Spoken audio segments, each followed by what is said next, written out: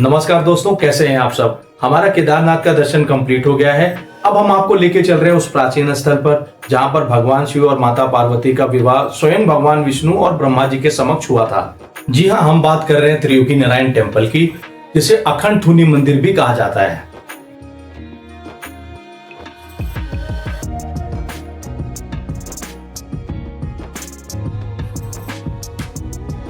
उनके दाएं भाग में माता लक्ष्मी जी है घोड़े पे, और बाएं भाग में सरस्वती माता जी है। उनके पीछे पंचनाम देवता है। उनके चरणों में 108 शालिग्राम है। अखंड दीपक है। दीपक के नीचे शिव और पार्वती वर वधु जोड़ा सहित मूर्ति है, और बड़ी मूर्ति है भगवान सत्यानंद की। तो बोले सत्यानंद भगवान की जय, सनातन धर्म की जय। हमारी यात्रा शुरू होती है सोनप्रयाग से। यहाँ से त्रियोगी नारायण की दूरी लगभग 12 से 13 किलोमीटर की है।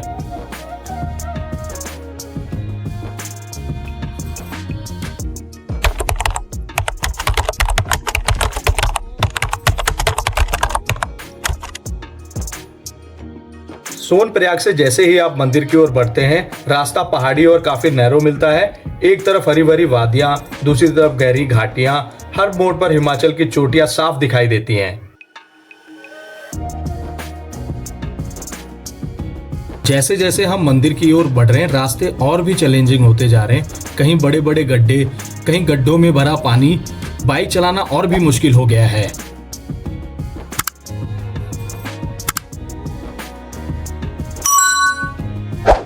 हर मोड़ पर क्लच और ब्रेक का संतुलन बनाए रखना पड़ता है। तेज स्पीड से चलना यहाँ रिस्क लेने जैसा होता है।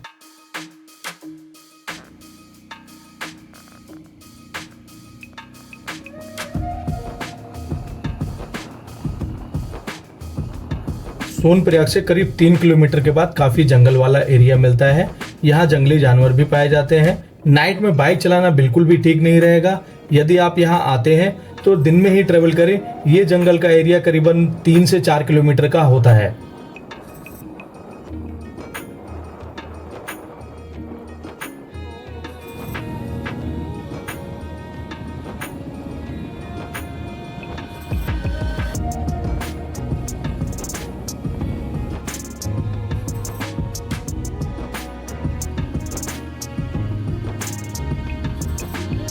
मंदिर से पहले ज्यादातर रास्ता जंगलों से होकर गुजरता है, लेकिन आप चाहें तो मझोसी गांव में रुक सकते हैं। यहाँ कमरे, होटल और ढाबे आसानी से मिल जाते हैं।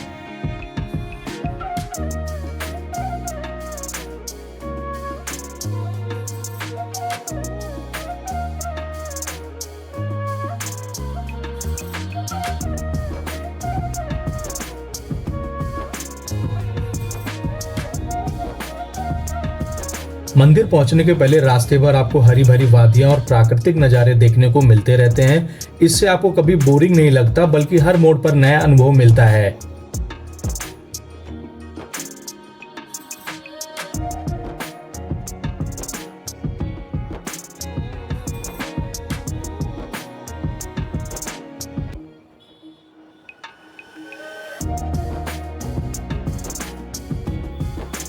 दोस्तों, यहीं से त्रियोगी नारायण गांव की शुरुआत हो जाती है। आपको यहाँ पे हर एक फैसिलिटीज मिल जाती है, चाहे वो खाने पीने की हो, होटल्स, रूम्स, रेस्टोरेंट वगैरह। यहाँ पर आपको 1000 से 2000 रुपए तक अच्छे होटल और कमरे मिल जाते हैं, लेकिन सीजन में इनकी कीमतें लगभग दोगुनी हो जाती हैं।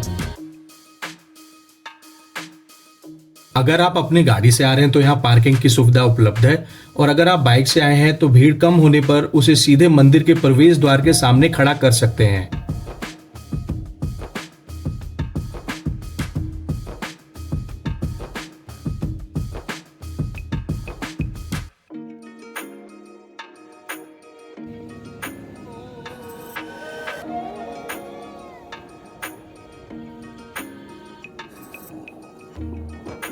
दोस्तों, ये मंदिर का मुख्य प्रवेश द्वार है।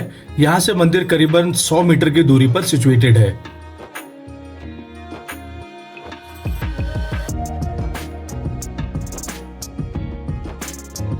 मंदिर की ओर बढ़ते हुए सबसे पहले आपको प्रसाद और पूजा की सामग्री की दुकानें दिखाई देती है।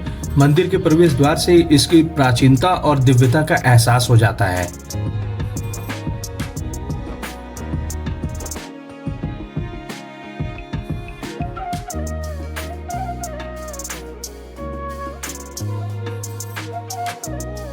इस मार्केट में प्रसाद के साथ साथ शॉल, रुद्राक्ष, तस्वीरें और स्थानीय सामान की दुकानें भी मिल जाती है। यात्री यहाँ से यादगार के तौर पे कुछ खरीदारी भी कर सकते हैं।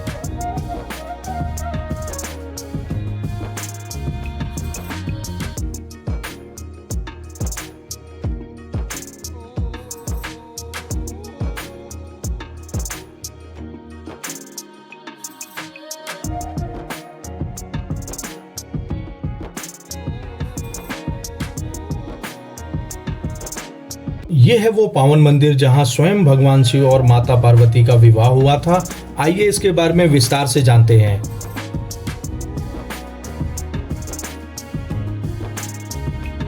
मंदिर परिसर में प्रवेश करते ही सबसे पहले आता है ब्रह्मकुंड। परंपरा यह है कि यहाँ दर्शन करने से पहले यात्री स्नान या कम से कम आचमन जरूर करते हैं।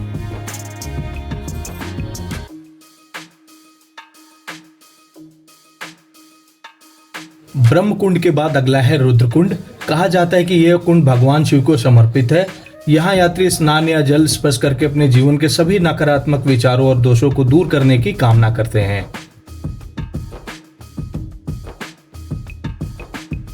इसके बाद आता है विष्णु कुंड। यह कुंड भगवान विष्णु को समर्पित है और इसे प्रसाद स्वरूप माना जाता है।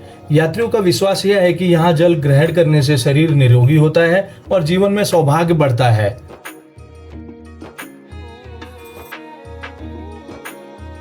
चारों कुंडों में अंतिम है सरस्वती कुंड। कहा जाता है कि यह धारा स्वयं मां सरस्वती की उत्पत्ति है। यहाँ श्रद्धालु अपने पितरों के लिए तर्पण और जल अर्पित करते हैं। चलिए अब मंदिर के अंदर चलते हैं और सामने दिखाई देता है वो पावन स्थल अखंड धुनी। यही वो हवन कुंड है जहाँ त्रेता युग में भगवान शिव और माता पार्वती ने 7 फेरे लिए थे। कहा जाता है कि उस समय जलाई गई अग्नि आज तक निरंतर प्रज्वलित है। यात्रियों की परंपरा है कि वे यहाँ लकड़ी अर्पित करते हैं और इसकी भस्मी को प्रसाद के रूप में घर ले जाते हैं। माना जाता है कि यह भस्मी शादीशुदा जीवन को सुखमय बनाती है और जीवन के हर कार्य में मंगल का आशीर्वाद देती है।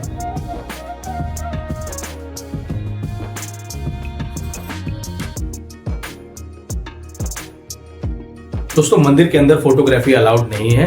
ये मंदिर भगवान नारायण को समर्पित है। इसमें लक्ष्मी जी, सरस्वती जी भगवान नारायण के साथ स्थापित हैं।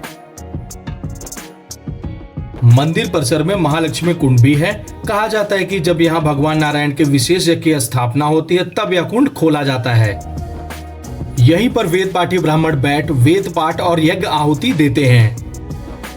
इस अनुष्ठान को 18 दिन तक चलाया जाता है और इसे पूरे क्षेत्र का एक बड़ा धार्मिक आयोजन माना जाता है।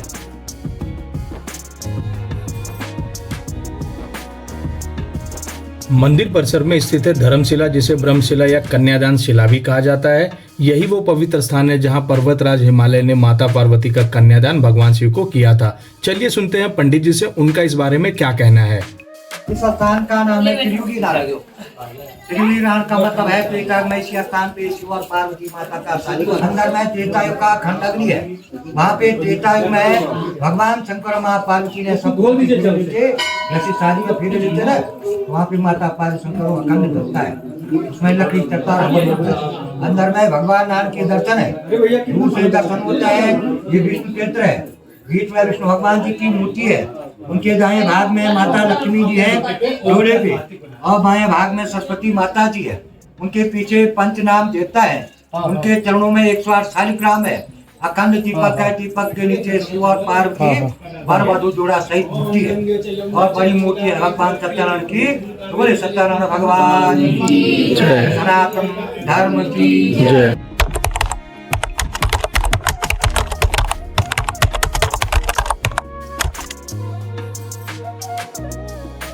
दर्शन के बाद हमने लंच किया। यहाँ पे प्राइसेस केदारनाथ से काफ़ी कम है। खाना टेस्ट वाइज बहुत बेटर है। उसका रीज़न है यहाँ गाड़ियाँ आ सकती हैं पर केदारनाथ में नहीं।